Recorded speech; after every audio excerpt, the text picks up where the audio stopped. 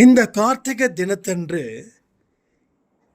இந்த பொருளை வச்சு நீங்கள் படைச்சிங்கன்னா ஒரு பெரிய அற்புதம் உங்கள் வாழ்க்கையில் நடக்கும். உங்கள் கர்மாக்கள் தீரும், உங்கள் பலம் பெருகும், உங்கள் துணிச்சல் பெருகும், செல்வம் பெருகும், ஆரோக்கியம் பெருகும், சந்தோஷம் பெருகும், நிம்மதி பெருகும்.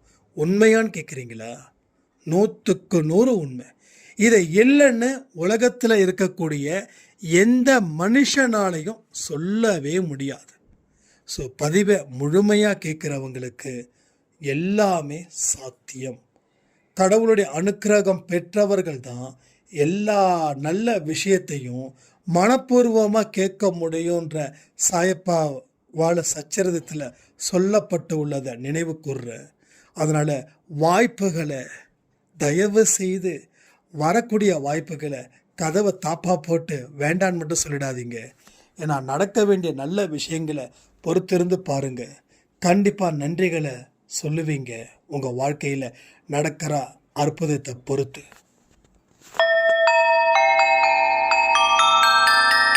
ஓம் சாயிரா சாயிரா, ஓம் சாயிரா சாயிரா, ஓம் சாயிரா சாயிரா, அன்பே சாயிரா, பேரன்பே சாயிரா, அகிலம் தளிக்க ஆத்மா விழிக்க அனுதினம் சாயிரா, எங்கள் அன்பே சாயிரா. ஒன்றே இறைவன், ஒன்றே பூமிக்கென்றும் சாயிரா, சரணம் சாயிரா, நன்றே செய்து வாழ்வோம், நாம் ஒன்றே செய்து வாழ்வோம், அன்பே சாயிரா.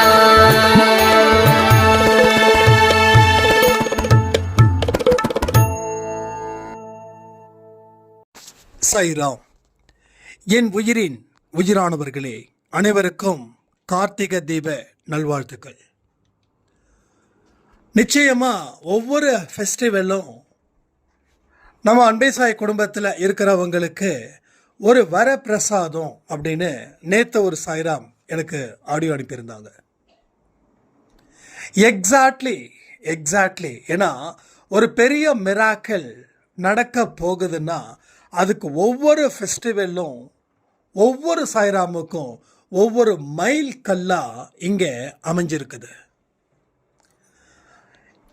அந்த கார்த்திகை தீபம் ரொம்ப ஸ்பெஷலுங்க. தீபாவளி, பொங்கல் அதை தாண்டின ஒரு விஷயந்தான். ஏன்னா வள்ளலாரும் ஜோதிகள் தான் தெய்வம் அப்படின்னும், அதே போல் நம்ம சாயப்பாவும் துவாரகா மாயால அந்த தீபத்தை ஏற்றி வைக்கிற கதையெல்லாம் நம்ம சச்சரித்திரத்தில் படிச்சிருப்போம்.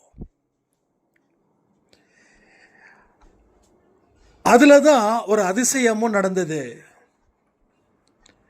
விளக்குக்கு எண்ணெய் வாங்க கடைக்கு போகும்போது அங்கே இருக்கக்கூடிய கடைக்காரர்கள் யாரும் இவருக்கு எண்ணெய் கொடுக்கக்கூடாதுன்னு சொல்லி, எண்ணெய் இல்லை தீர்ந்துடுச்சுன்னு சொல்லி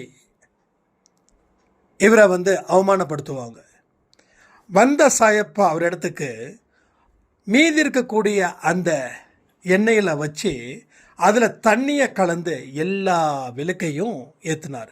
மீதி இருக்கக்கூடிய எண்ணெய் சும்மா கொஞ்சம், அதுக்கும் எல்லா விளக்குக்கும் ஏற்ற அந்த எண்ணெய் பத்தாது.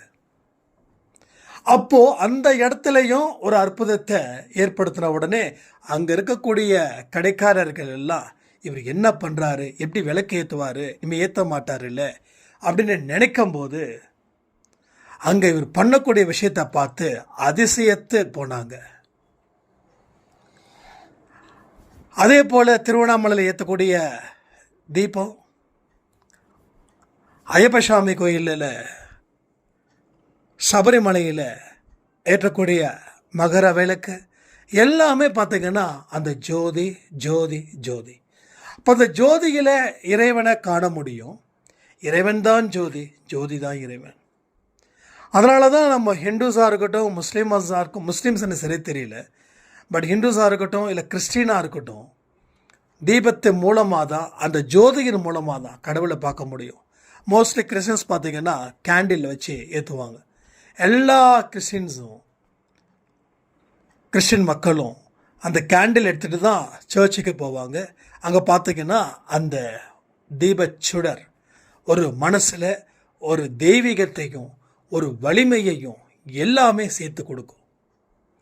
அதனால் இந்த கார்த்திகை தீபத்தை நம்ம சும்மா விட வேண்டாம். யாராருக்கு என்னென்ன வசதி இருக்கோ அவங்கவுங்க அந்த வசதிக்கு உட்பட்டு நிச்சயமாக நம்ம வீட்டில் அந்த தீபத்தை ஏற்றி கடவுளுக்கு வழிபாடு செய்யணும். ரெண்டாவது, கடவுள் நமக்கு இப்படிப்பட்ட ஒரு இடத்த கொடுத்துருக்கிறாரு அப்படின்னும் போது அவருக்கு நன்றிகளை செலுத்தணும். ஏன்னா இருட்டு நெகட்டிவ், அந்த இருட்டை வெளிச்சமாக்குறதுனா அதுக்கு அந்த ஜோதி, அந்த தீப ஒளி, இதுதான் இங்கே நம்ம கவனிக்கணும். இதுதான் நாம் இங்கே பார்க்கணும். அப்போ எல்லாருடைய மனசுலையும் இருக்கக்கூடிய இருட்டு எல்லோருடைய மனசுலையும் ஒரு வெளிச்சத்துக்கு கொடுக்கணும்னா உன் மனசுக்குள்ள இருக்கக்கூடிய அறியாமையை நீக்க வெளிச்சம் அப்படின்ற ஒரு ஜோதி அப்படின்ற ஒரு ஆன்மீக அறிவும் நமக்கு ஏற்படுத்தணும். அதை ஏற்படுத்தும் போது இருட்டு எல்லாம் வெளிச்சமாயிடும். கர்ம வினைகள் உங்கள் வாழ்க்கையில் வட்டம் போட்டு ரவுண்டு கட்டி தாக்கு தாக்கு தாக்குன்னு தாக்குதே, அத்தனைக்கும் நீங்கள் பதிலடி கொடுக்கலாம். ஸோ நம்பிக்கையே வெளிச்சம். அதனால் இன்றைக்கி எல்லாருமே வீட்டில் உங்களால் முடிஞ்ச அளவுக்கு தீபத்தை ஏற்றுங்க. நான் அடிக்கடி சொல்லுவேன், அகல் விளக்கு என்னதான் ஒரு பெரிய வெள்ளி விளக்காக இருக்கட்டும், எந்த விளக்காக கூட இருக்கட்டும், ஆனால் அகல் விளக்குலையும் ஏற்றுங்க. அகல் விளக்கு ரொம்ப ரொம்ப இம்பார்ட்டன்ட். மண் விளக்கு, ஏன்னா இதில் பஞ்சபூதத்தில் மண் எல்லாமே மண்ணுக்கு போகிறது தான். மண்ணிலேருந்து வருது, மண்ணுக்கே போகுது எல்லாமே. அப்போது அந்த அகல் விளக்கு ஒரு மண்ணினால் செய்யப்படக்கூடிய விளக்கு. அது என்றைக்குமே 365 நாட்களும் நம்ம வீட்டில் கூட அந்த அகல் விளக்கு கொஞ்ச நாள் ஏற்றலை. ஸோ இந்த கார்த்திகை தீபத்திலேருந்து இன்னொரு விளக்கையும் நம்ம ஏற்ற போகிறோம்.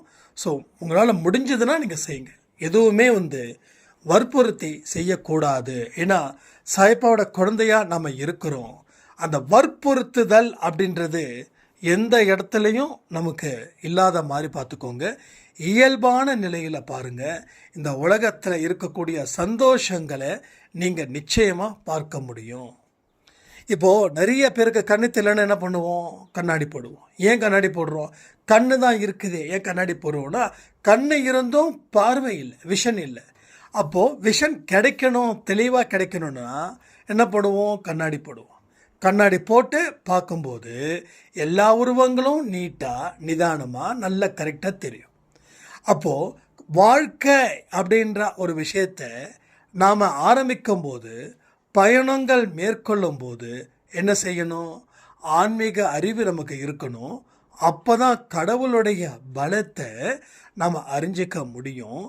அறிஞ்சிக்கிட்டாதான் நம்ம வாழ்க்கையில் வாழ்வதற்கு தேவையான ஒவ்வொரு விஷயத்தையும் அந்த அறிவின் மூலமாக நாம் பெற முடியும்.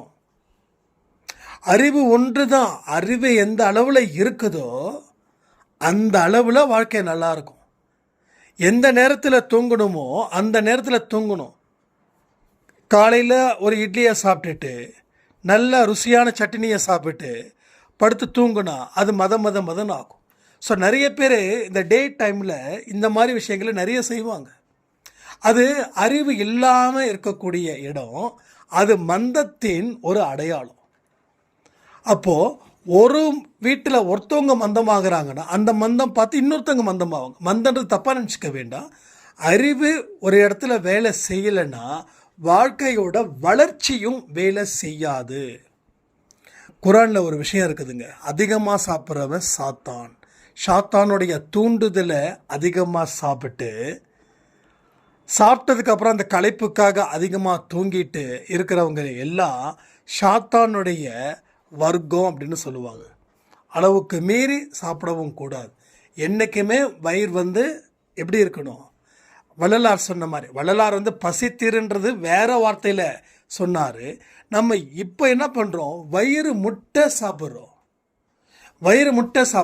இதெல்லாம் இருந்துச்சுன்னா அறிவுன்றது கம்மியாயிடும். அப்போ எல்லா விஷயத்தையும் பாதி அளவில் நிறுத்திக்கிட்டா அந்த மீதி பாதி உங்கள் வாழ்க்கையில் ஒரு வளர்ச்சியை ஏற்படுத்துவதற்கு உண்டான ஒரு இடமா இருக்கும். அப்போ எல்லா விஷயத்துக்கும் அடிப்படை அறிவு. அந்த அறிவின் படி வாழும்போது உங்கள் வாழ்க்கையும் வளமாகுது. கடவுள் கொடுத்தது தான் அந்த அறிவுமே. நம்ம மனுஷனாக பிறந்த அத்தனை பேருக்கும் ஞானம் அடையக்கூடிய பாக்கியமும் ஞானம் அடையக்கூடிய பாதையும் மனித பிறவிக்கு மட்டும்தான் இருக்குது. இதை நீங்கள் நம்புவீங்கன்னு நான் நம்புகிறேன். ஏன்னா மனுஷனாக இருக்கிறவங்க தான் கடவுள்கிட்ட நெருக்கமாக ஆகி அவங்க ஞானியாக மாறி அடுத்த பிறவி அப்படின்ற ஒரு இடத்துல அவங்க இல்லாமல் இருக்கிறாங்க. அப்போ கொடுக்கப்பட்ட அறிவு, கொடுக்கப்பட்ட பிறவி நாம் சரியாக பயன்படுத்துகிறோமா அப்படின்றது தான் பெரிய கொஸ்டின். அதை சரியாக பயன்படுத்திக்க முயற்சி பண்ணலை அப்படின்ற ஒரு தாட்டு இருந்துடுச்சுன்னா நீங்கள் செய்ய வேண்டியது ஒன்றே ஒன்று தான். அதை பெருக்க முயற்சிகள் என்னென்ன வழிகள் இருக்கோ அத்தனை வழிகளையும் அதை நாம் பார்க்கணும், நாம் செய்யணும். அப்போ தான் நம்ம வாழ்க்கையில் வளமும் நலமும் உங்களுக்கு கிடைக்கும். இல்லைன்னா எல்லாமே உங்களோட பிரச்சனைகளை அதிகரிப்பதற்கு உண்டான வழிகளாகவே அது மாறும். ப்ராப்ளம் ரைஸ் ஆக வாழ்க்கையில் நிம்மதி போயிடும். நிறைய பேருக்கு ப்ராப்ளம் ரைஸ் ஆகுது, என்னால் சால்வ் பண்ண முடியல அப்படின்னு நினைக்கிறவங்க திருப்பி ஒரே ஒரு வார்த்தைகளை மட்டும் நினச்சி பார்த்துட்டா ப்ராப்ளமே வராது. என்ன தெரியுமா? ஒரு ப்ராப்ளத்தை சால்வ் பண்ண மைண்டு ஏன் வரலைன்னா முதல்ல அதற்கு உண்டான அறிவு அங்கே தடைப்படுது. அறிவு தான் தடைப்படுதே தவிர கர்மாவோ இல்லை விதிகளோ எதுவும் இல்லை. ஸோ கர்மாவோ விதிகளோ எதுவுமே இல்லை. அப்போ எல்லா விஷயத்துக்கும் நம்ம வெளியில் இருக்கிறவங்களை தேட வேணும் அப்படின்ற அவசியமே இல்லை. எல்லாம் உனக்குள்ள இருக்குதுன்னு சொன்னது சுவாமி விவேகானந்தர். உனக்குள்ள வலிமையும் உனக்குள்ள உதவியும் இருக்குதுன்னு ஏன் சொன்னாருன்னா அதை அவர் எக்ஸ்பீரியன்ஸ் பண்ணதால. நிறைய ஞானிகள் சொல்லக்கூடிய வார்த்தைகள் அந்த வார்த்தைகளை அவங்க எக்ஸ்பீரியன்ஸ் பண்ணதால மட்டும்தான் இங்கே சொல்கிறாங்க. அதே விவேகானந்தர் நீ 101 தேங்காவோட 101 தடவை ராமஜெயம் எழுது அப்படின்லாம் சொல்லலை. ஏன்னா அறிவுன்றது வேற, அறிவில்லாத தனத்தில் செய்யக்கூடிய விஷயங்கள் வேற. அப்போ அதுக்காக அறிவில்லாத தனமாக நான் செய்கிறேனா அப்படின்னு நீங்கள் கேட்கலாம். நீங்கள் தேங்காய் உடைக்கிறது முக்கியம் கிடையாது. தேங்காய் உடைக்கிறதுக்கு முன்னாடி அந்த அறிவை சரியான முறையில் பயன்படுத்திக்கிறது தான் முக்கியம். அதுதான் முக்கியம், வேற எதுவும் முக்கியம் இல்லை. ஸோ நல்லா திங்க் பண்ணி பாருங்கள். உங்கள் வாழ்க்கையில் என்னென்ன விஷயங்கள் எல்லாம் நடக்குது அப்படின்னு நீங்கள் யோசிக்கும்போது பல விஷயங்கள் அதுக்கு நீங்கள் கன்ஃபார்ம் பண்ணிக்கலாம். அந்த விஷயங்கள்லாம் என்னென்ன தெரியுமா? நம்ம ஒரு விஷயத்தை செய்கிறோம், தொடர்ந்து செய்கிறோம், கோயிலுக்கு போகிறோம், பிரச்சனைகளை தீர்ப்பதற்கு பல விதமான வழிபாட்டு முறைகளையும் நாம் வழிபடுறோம்.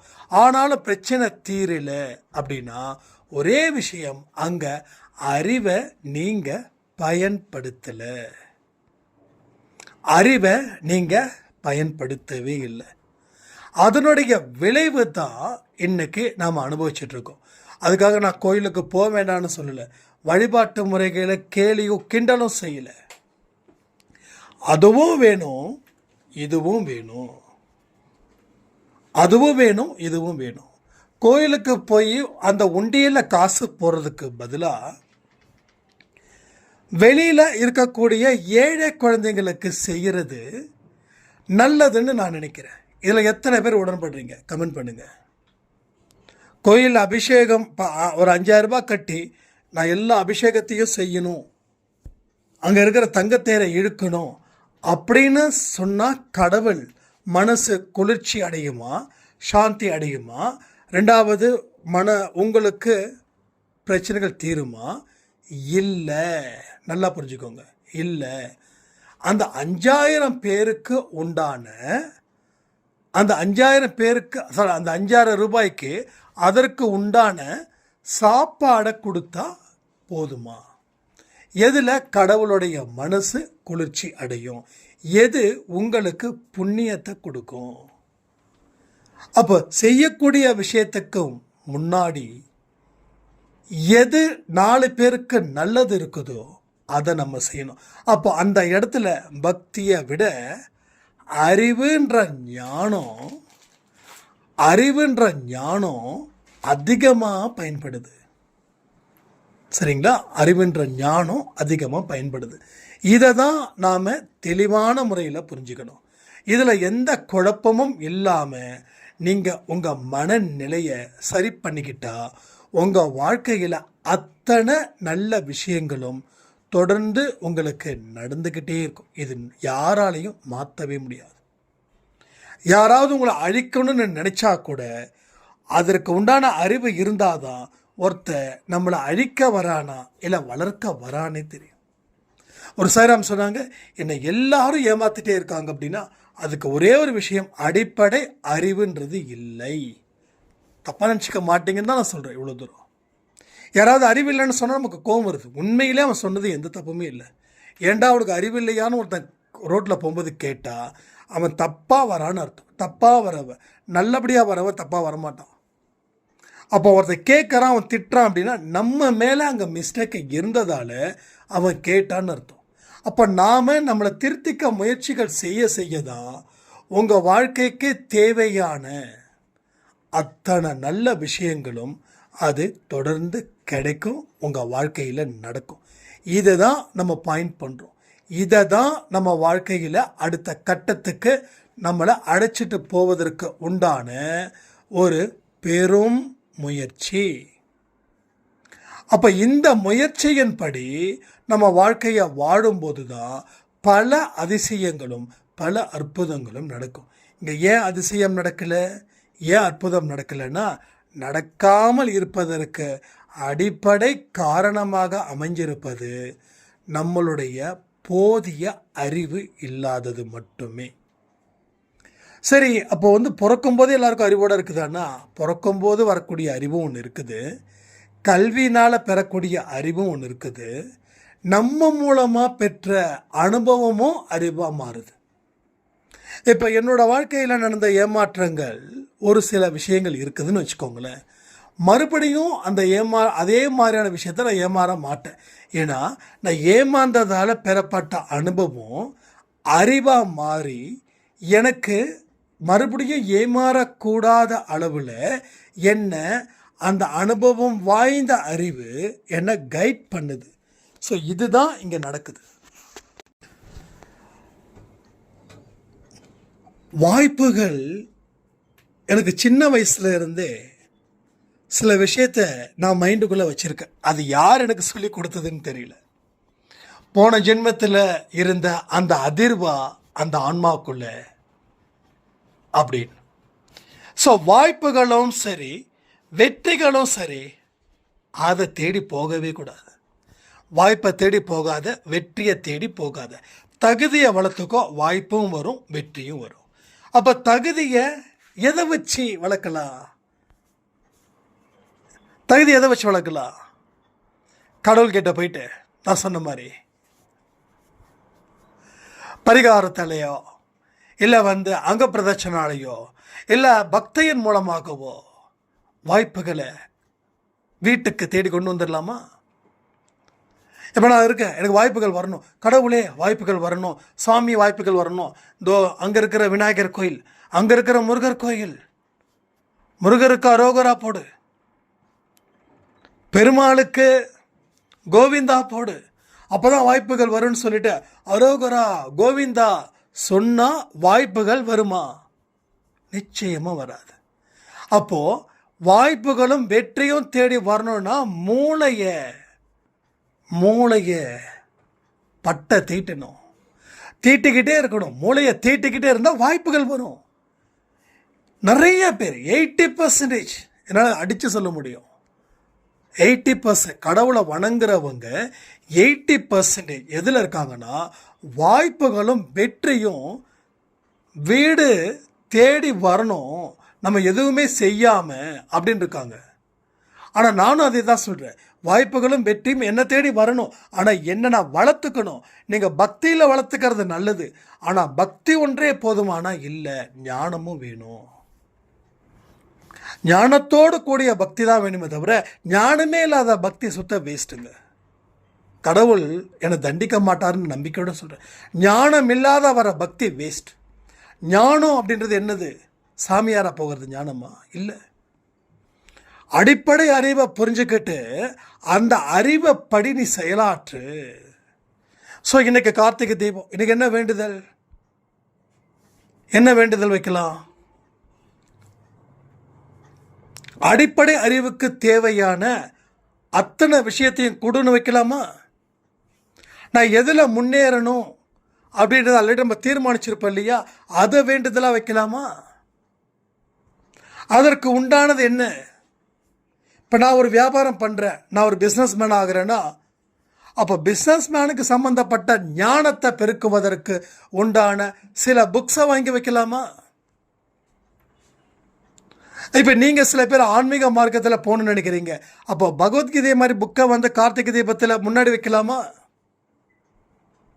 யாருக்கு என்னென்ன வழிகளை செய்யணுமோ அதற்கு தகுந்த மாதிரி புக்கை வச்சு படிங்க இன்னைக்கு கார்த்திகை தீபத்துக்கு. ஏன்னா அறிவின் படி, அறிவை உயர்த்துவதன் படி வாழ்க்கையை உயர்த்த முடியும் என்ற கோட்பாடு உங்கள் மனசுக்குள்ள ஆழமா பதிஞ்சிடுச்சுனாவே போதும், எல்லாமே ரொம்ப பெர்ஃபெக்டாக நடந்துக்கிட்டே இருக்கும். அப்போது இதை அவன் கடவுள் முன்னாடி வைத்து படைக்கும்போது அறிவின்படி உங்கள் வேண்டுதலையும் அறிவின்படி சில விஷயத்தையும் அவர் முன்னாடி வச்சு படைக்கணும். ஏன்னா அந்த பதிவை சொல்ல விஷ்ணு சாய்ராம் வந்து இன்டரப்ட் பண்ணி ஒரே வார்த்தை தான் சொன்னார், கார்த்திகை தீபத்துக்கு என்ன நம்ம ஸ்பெஷலாக பண்ண போகிறோம். அப்போ இதுக்கு முன்னாடி பண்ணோம் இல்லையா, ஸ்பெஷலாக பண்ணோம், ஏதோ ஒன்று பண்ணோம், ஆனால் இந்த தீபத்துக்கு என்ன பண்ண போகிறோம் அப்படின்னு. அப்போது ஆடியோ கொடுக்க எனக்கு இந்த தாட் வருது, எந்த அறிவை நமக்கு கேட்குறோமோ அந்த அறிவு சம்பந்தப்பட்ட ஒரு பொருள் உங்கள் வீட்டில் இருக்கட்டும். அடுத்தது வீட்டுக்கு தேவையா எங்கெங்கெல்லாம் விளக்கு வைக்கணுமோ அங்கெல்லாம் விளக்கு வைங்க. யாராருக்கு எவ்வளவு காசு இருக்குதோ அந்த அளவுக்கு பண்ணுங்க, அதிகமாக பண்ண வேண்டாம். ஒரு அகல் விளக்கு வச்சாலும் ஒன்று தான், வீடு ஃபுல்லாக 100 அகல் விளக்கு வச்சாலும் ஒன்று தான். வைக்கக்கூடிய மனசை பொறுத்து தான் இங்கே எல்லா விஷயங்களும் சிறப்பாக செயல்படுகின்றது. இதை நீங்கள் புரிஞ்சுக்கோங்க. இதை புரிஞ்சுக்கிட்டவனுக்கு பிரச்சனையே இல்லை, புரிஞ்சிக்காதவனுக்கு அடி வயிற்றில் பயம் வந்துக்கிட்டே இருக்கும். அடி வயிற்றில் வரக்கூடிய பயம்தான் ஒரு மனுஷனை நோயை கொண்டு வந்து சேர்க்குது. நம்ம பயமே இல்லாத வாழ்க்கையை வாழணும் தானே, அதற்கு உண்டான ஒரு வழியை கடவுள் ஏற்படுத்தியே தரணும் தானே. அப்போ நீ தயாராகிரு, அவர் தயாராக இருக்கார். நீ தயாராக இல்லை, அவர் தயாராக இல்லை. நீ கையை காட்டு, அவர் கொடுப்பாரு. நீ கையை காட்டாமலே கேட்காமலே அவர் எதுவுமே கொடுக்க மாட்டார். அப்போ என்ன பண்ணணும், பக்தியோடு வரக்கூடிய ஞானமும் ஞானத்தோடு வரக்கூடிய பக்தியும் தான் எனக்கு தேவை.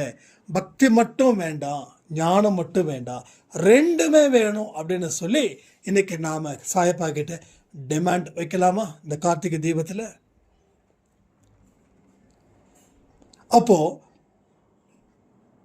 புத்தக அறிவும் அனுபவ அறிவும் பிறர் மூலமா பெறப்பட்ட அறிவும் நமக்கு 3 அறிவு இருந்துச்சுன்னா உங்க மனசுல இருக்கக்கூடிய குழப்பங்கள், உங்க மனசுல இருக்கக்கூடிய போராட்டம், வேதனை அத்தனையும் தீரும். நான் ஓப்பனாகவே சொல்றேனே, இது செஞ்சு பாருங்க. வாழ்க்கையில் நீங்க இதுவரைக்கும் பெறாத சந்தோஷத்தையும் நாம எங்க பெற முடியும். என்னால் அழுத்தம் திருத்தமாக சொல்ல முடியும். இதை நான் என்னுடைய எக்ஸ்பீரியன்ஸில் நான் வாங்கியிருக்கேன். ஸோ அனுபவம் பெருசுங்க. எவ்வளவு லட்சம் ரூபாய் கோடி ரூபாய் கொடுத்தாலும் யார் கொடுத்தாலும் அவ்வளோ தூரம் சொல்லித்தர மாட்டாங்க. ஆனால் உங்கள் அனுபவம் உங்களுக்கு கிடைக்குது பாருங்கள், ஒரு இடத்துல இருந்து அது ஒரு எவ்வளவு வேல்யூன்றது உங்களுக்கு தெரியாது. நீங்கள் அந்த அனுபவத்தை வச்சு வாழ்க்கையில் உயரும் போது தான் அந்த அனுபவம் எப்படிப்பட்டதா உங்கள் வாழ்க்கையில் வந்திருக்குது அப்படின்றதையும் நீங்கள் புரிஞ்சிக்கவே முடியும். ஸோ புரிஞ்சிக்க வேண்டியதை சரியான முறையில் இங்கே புரிஞ்சுக்கிட்டா உங்கள் வாழ்க்கையில் எல்லா நலமும் எல்லா வளமும் உங்களுக்கு சேர்ந்தே தீரும். இதில் எந்த விதமான சந்தேகமும் உங்களுக்கு வேண்டாம். அன்பே சாய் அப்படின்றது உங்கள் வாழ்க்கையில் ஒரு முக்கியமான ஒரு குடும்பமாக இருக்குதுன்றது தான் உண்மை. ஏன்னா இதை பல பேர் சொல்லிட்டாங்க. அப்போது உங்களுக்கும் அந்த ஃபீலிங் 100% கிடைக்கணும். ஸோ கிடைக்கும்போது உங்கள் மனசில் ஒரு தைரியமும் ஒரு வலிமையும் பெருகும். 4 பேர் நம்பிக்கைக்குரியவர்கள் உங்கள் கூட இருந்தாங்கன்னா நீங்களும் நம்பிக்கைக்குரியவர்களாக மாறுவீங்க. 4 பேர் உங்களுக்கு அவநம்பிக்கையின்படி இருக்கக்கூடியவர்களாக இருந்தால் உங்களுக்கும் அதே நிலைமை தான் வந்து சேரும். ஸோ இதுதான் பாயிண்ட்டு. இந்த பாயிண்ட்டை படித்து நீங்கள் என்ன உருவத்தை கொடுக்கணுமோ அந்த உருவத்தை கொடுங்க. ஐ மீன் புள்ளி. இந்த புள்ளியை வச்சுக்கோங்க. இந்த புள்ளியை வச்சுட்டு என்ன வரையணுமோ வரைஞ்சிக்கோங்க. ஒரு குரங்கை வரையணுமா, இல்லை ஒரு மனுஷனை வரையணுமா, இல்லை ஒரு தெய்வத்தை வரையணுமா அப்படின்றத நீங்கள் முடிவு பண்ணுங்கள். எல்லாமே உங்கள் கையில் தான் இருக்குது. நீங்கள் எந்த உருவத்தை மனசில் நினைக்கிறீங்களோ அந்த உருவந்தான் உங்கள் கையில் ஒரு உருவமாக மாறப்போகுது. சரியா?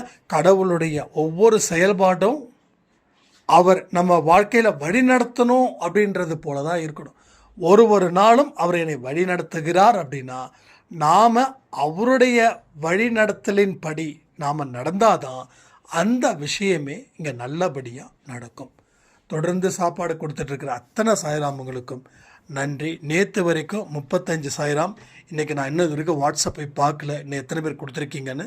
ஸோ என்னோடய பேர் ஸ்க்ரீன்ஷாட்டில் வரல, ஸ்டேட்டஸில் நீங்கள் வைக்கலைன்னா தயவு செய்து நீங்கள் எனக்கு சொல்லணும்னு நினைக்கிறேன்.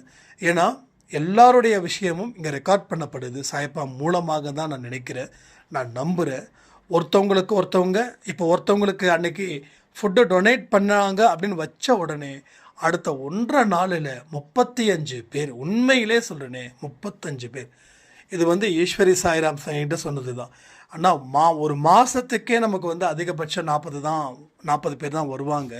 ஆனால் 1.5 நாளில் 35 பேர் வந்திருக்காங்க. செம மிராக்கல்னு அப்படின்னாங்க. அப்போ அவங்கள ஸ்டேட்டஸில் வச்சதால தான் மீதி 34 பேர் வந்தாங்க. ஒருவேளை வைக்கலைன்னா இந்த 35 பேர் தான் இந்த மாதம் முழுக்க வந்திருப்பாங்க. ஸோ நமக்கு நிறைய புண்ணியங்கள் நடந்துக்கிட்டே இருக்கணும். ஓகேங்களா? அதை வந்து என்றைக்குமே தடுத்து நிறுத்தாதீங்க. தடுத்து நிறுத்திட்டோம் அப்படின்னா நம்ம பாவங்கள் பெருகிக்கிட்டே இருக்கும். ஏதோ ஒன்று பெருகிக்கிட்டு தான் இருக்கும். அது எதை பெருகணும்னு தேவைப்படுறதுக்கு அந்த அறிவு இருக்கிறதால தான் பாவங்கள் செய்யக்கூடாது. அந்த அறிவு இருக்கிறதால தான் புண்ணியங்கள் செய்யணும். அந்த அறிவு இருக்கிறதால தான் மற்றவங்களை காயப்படுத்தி அந்த பாவத்தை நான் ஏற்றுக்க கூடாது. அப்போ எல்லாத்துக்கும் தேவைப்படக்கூடிய அறிவை நாம் இந்த கார்த்திகை தீபத்தன்று கொண்டாடலான்னு சொல்லி இந்த பதிவை நான் முடிக்கிறேன். ஜெய் சாய்ராம்.